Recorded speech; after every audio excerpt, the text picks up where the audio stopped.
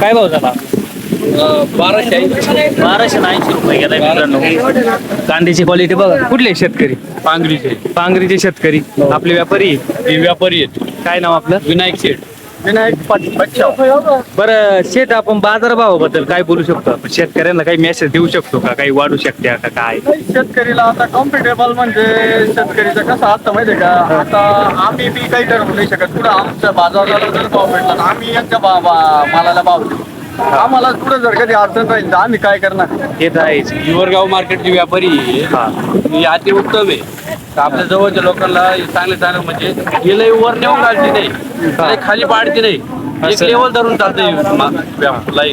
Level धरून राहतो. Level धरून राहतं मार्केट, सरासरीची लेवल बरी राहते बुवा. मेंटेन राहते. म्हणजे एखाद्याला गरीबाला लुटली नाही. चांगला माल आहे. हा माल 700-800 रुपये नांदूर राहिला होता.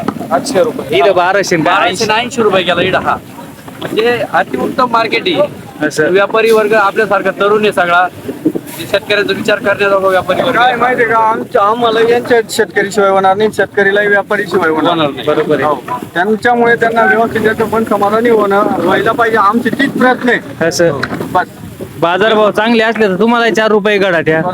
असं. त्यांना काढले म्हणजे ते आपला विचार करीत द्या. बरोबर. तिथं आहे. शेतकरी जागला तर आपण जगू. तिथं आहे. बरोबर. चल धन्यवाद.